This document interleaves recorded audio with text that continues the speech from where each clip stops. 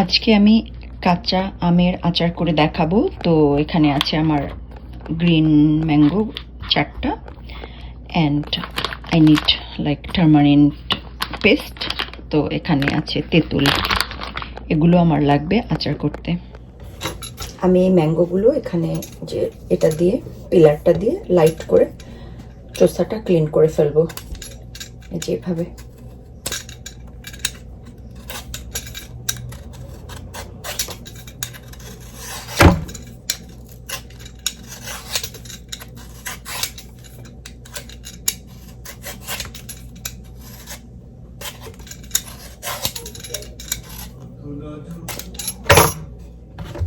এখন আমি এগুলো সব কেটে নেব এভাবে।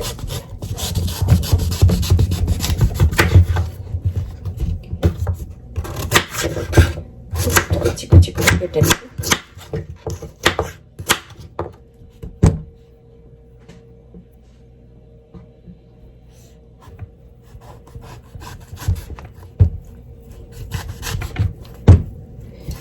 আমি টোটাল 4টা আম দিয়ে করব। তো এটা আমার ফার্স্ট আমটা। এনিহাউ জাস্ট কোনোভাবে কেটে নিলেই হলো।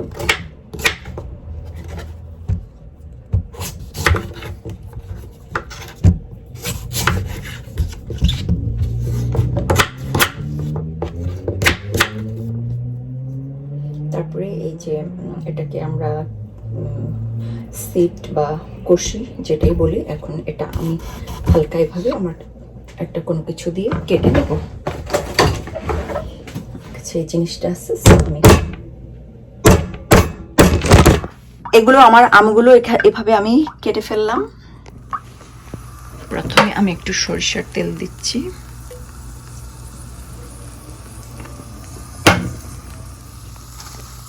এখন একটু দালচিনি,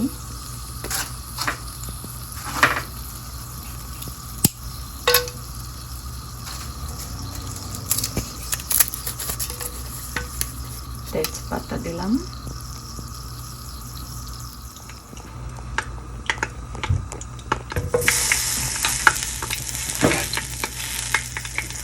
আমি এখন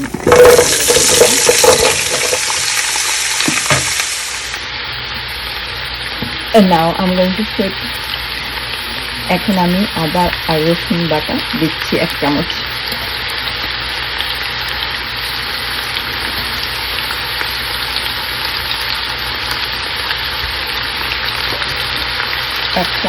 সল্ট।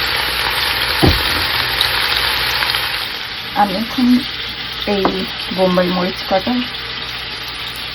অনেক স্মল পিস করে করে কেটে দিব আচারটাতে। মরিচগুলো কাটা হয়ে গেলে এখন আমি এগুলো এগুলো এখন আমগুলোর উপরে দিয়ে দেব। এখন তেঁতুলটা আমি এখানে স্মল পিস করে এই বাটিটাতে রাখবো। তারপরে এটা আমটার উপরে ঢেলে দেব। তাহলে এগুলো আচারটার মধ্যে মিক্সড হয়ে যেতে ইজি হবে।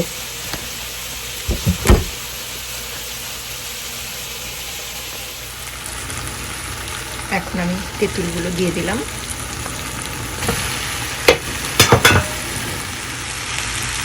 এখন এটা আমি একটু ঢাকে দিলাম, তাহলে জিনিসটা সফট হবে।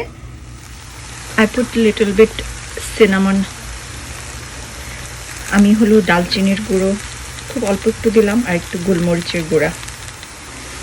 একটু বেশি ড্রাই হয়ে গেলে একটু গরম পানি করে দেওয়া যাবে।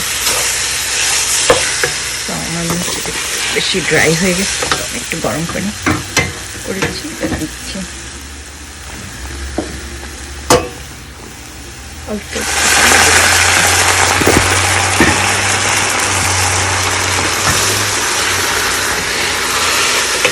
তো পানিটা দেওয়াতে আমার আমটা একটু সিদ্ধ হলো। এখন আমি চিনিটা দিয়ে দেব। এখন যে যেমনটা সুগার খান তেমনটা চিনি দিতে হবে। আমি 2 কাপ চিনি দিব। তো আপনারা যদি চান, মিষ্টিটা আসলে টেস্ট করে দেখতে হবে শেষে, আপনারা কে কীরকম মিষ্টি চান সেভাবেই আপনারা সুগারও দিতে পারেন, গুড় দিতে পারেন, অথবা ব্রাউন সুগারও দিতে পারেন। এই পরিমাণে পাঁচফোড়ন হালকা আঁচে ভেজে নিয়ে ব্লেন্ড করে দিতে হবে গুঁড়াটা। গ্রাইন্ডার যদি থাকে তাহলে তো এটা অনেক ইজি হয়ে যাবে, আর কারো যদি গ্রাইন্ডার ব্লেন্ড করার কোনো কিছু না থেকে থাকে তাহলে অল্প একটু শিলপাটার মধ্যে বা কোনো কিছুতে একটু জাস্ট গুঁড়া করে নিলেই হবে। একেবারে পারফেক্ট না হলেও সমস্যা নেই। সবচেয়ে লাস্টে আমি হলো পাঁচফোড়নটা হালকা ভেজে গুঁড়ো করে নিয়েছি গ্রাইন্ডারে, সো এটা আমি দিয়ে দিচ্ছি আন্দাজ মতো।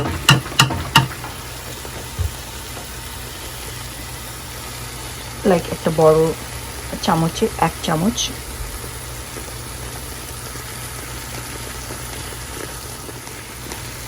এই সাইজের চামচে 1 চামচ পাঁচফোড়ন আমি হালকা করে ভেজে গুঁড়াটা এখানে দিয়ে দিলাম। এই পাঁচফোড়নটাই আচারের টেস্টটা বাড়িয়ে দেবে, এজন্য এই পাঁচফোড়নটা গুঁড়ো করে এখানে আচারে দিতে হয়। আর সরষের তেল প্রথমে যদি একটু কম দিয়ে থাকেন পরে আরেকটু অ্যাড করা যায়। আর পুরোটাই এটা শুধু সরষের তেল দিয়েই হবে। আমার আচার রেডি হয়ে গেল, তো আমি এখন আচারটা তুলছি। এভাবেই আমি আচারটা বক্সে করে করে সংরক্ষণ করে রাখবো। এটা অনেক দিন ধরে খাওয়া যাবে। আর যদি কখনো অনেক রোদ উঠে আমি সামান্য রোদে এটা বাইরে শুকাতে দেই, আর না হলে এটা বাইরে সুন্দর থাকে, অথবা ফ্রিজেও রাখা যায়। তো হয়ে গেল আমার আম আর তেঁতুলের আচার।